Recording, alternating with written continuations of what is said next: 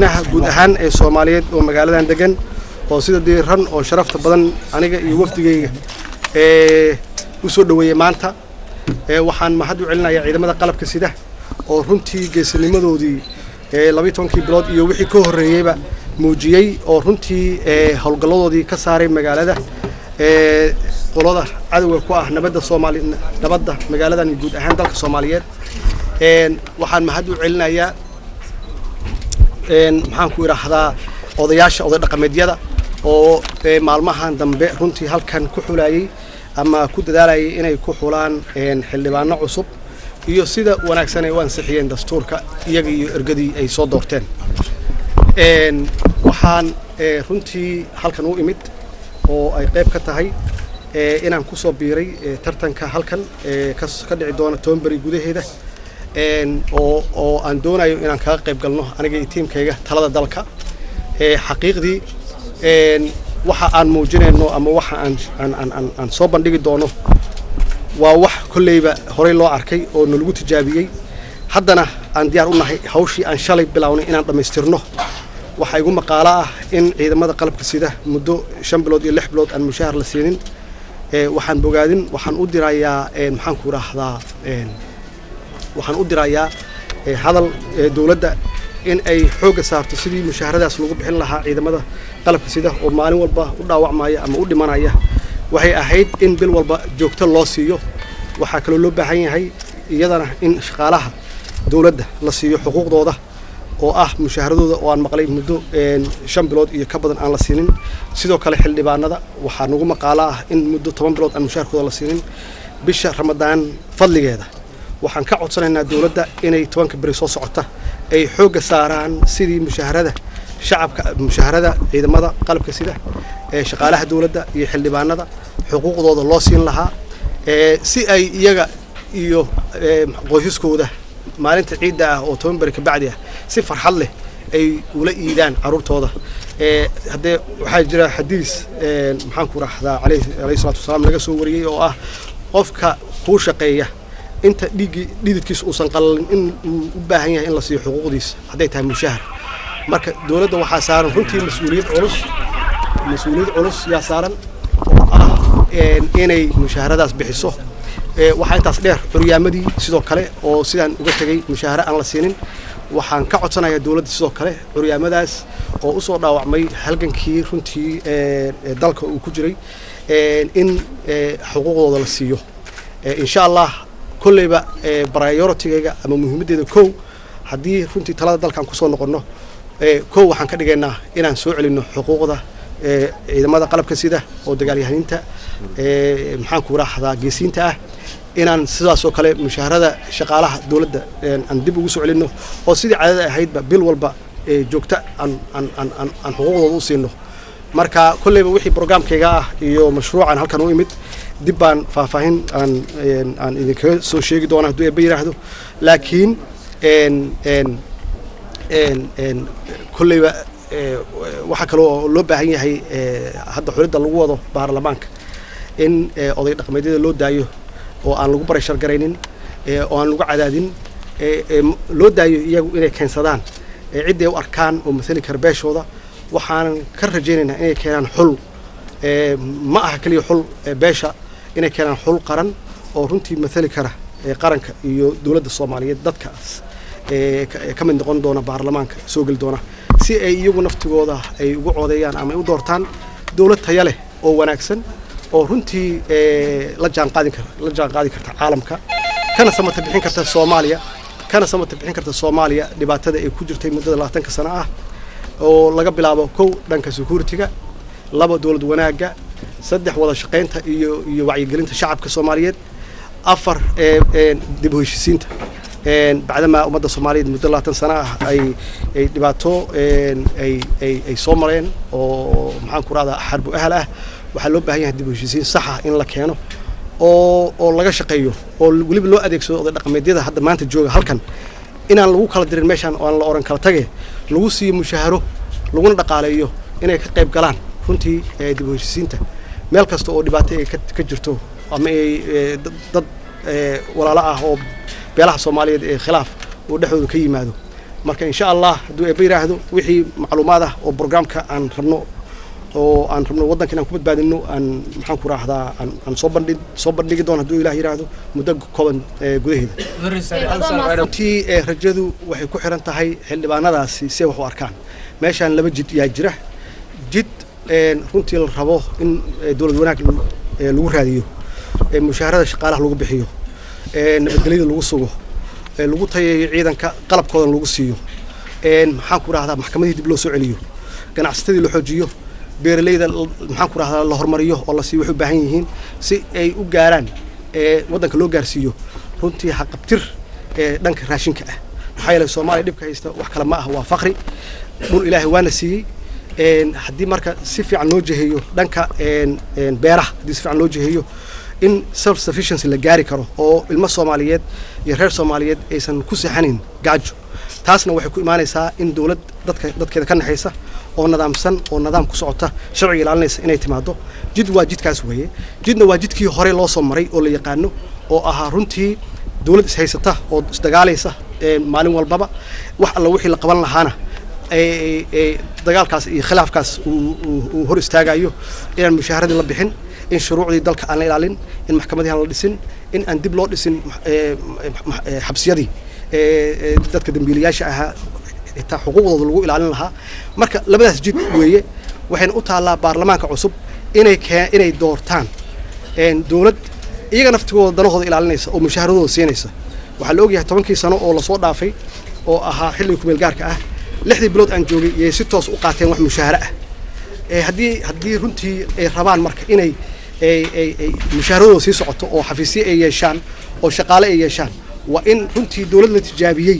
oo shaqaysay oo la yaqaano tayadeeda iyo waxay qabatay dib loo soo celiyo ama la doorto aysan ahayn Soomaha dib in loogu noqdo ama barakayaal halkan joogaan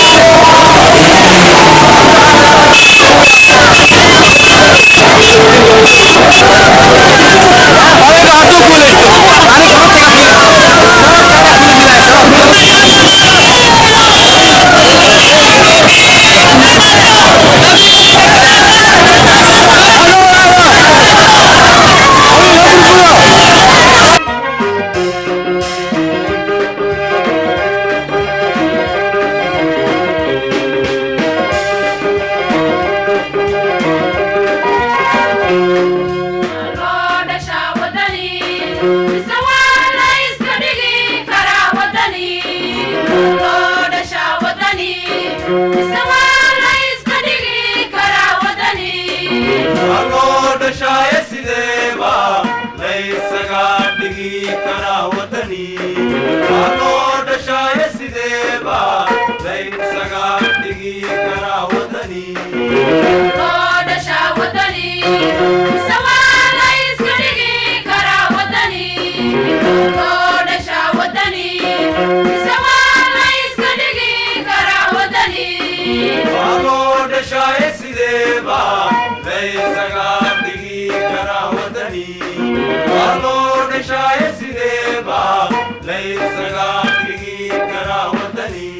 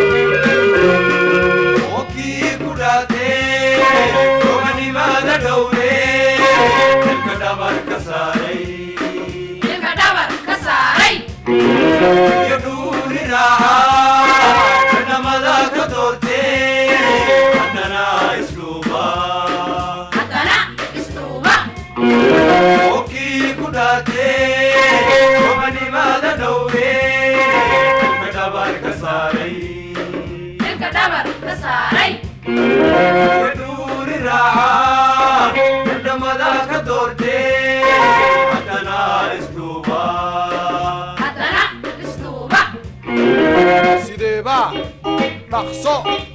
loogu kala gartaa sideeba dhaqso loogu kala gartaa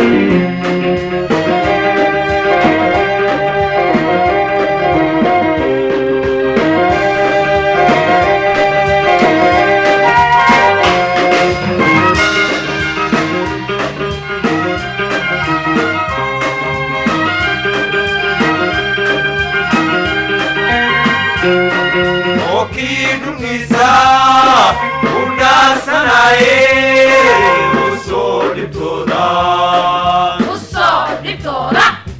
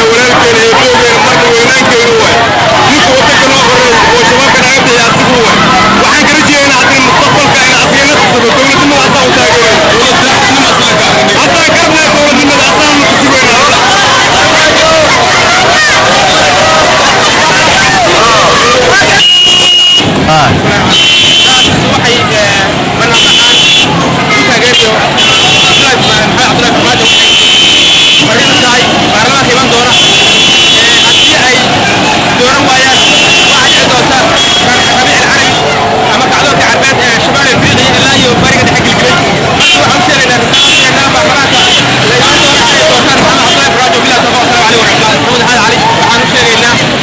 barnaamijka iman doona laba boqol labaatan shanta haddii ay farmaajo dooran waayaan ay noqdaan dad xaq qaata waxaa dhici doona kacdoonkii ka dhacay waqooyiga tunisia ilaa iyo bariga dhexe gelgelay waxaan u sheegaynaa baarlamaanka cusub inay doortaan maxamed cabdilaahi farmaajo oo ummadda Soomaaliyeed ku maasan tahay hadday lacag qaataan waxa u qoolan ayaga mas-uuliyadda laga doono bilaa tawfiiq assalaamu calaykum Soomaalidu qab iyo kibir marna qaadan mayse Soomaalidu qab iyo kibir marna qaadan mayse waxaana la ka qaban waayo qarqarsiga ku jooga mayna qob saclayo qaar kaloo kaliito u qaarabanaya qisadiyo ujeedadu maqolkaas ku jiro qarba meel ha jooga qisadiyo ujeedadu maqolkaas ku jiro qarba meel ha jooga qisadiyo ujeedadu maqolkaas ku jiro qarba meel ha jooga qisadiyo ujeedadu maqolkaas ku jiro qarba meel ha jooga maqarnigan gumaysigii deelqiisha galayo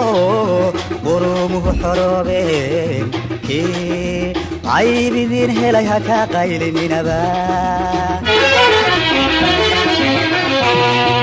maqarnigan gumaysigii deelqiisha galayo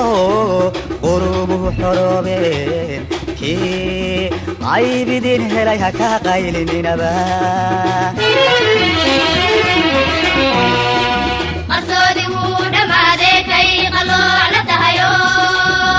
annagu quusi diidnay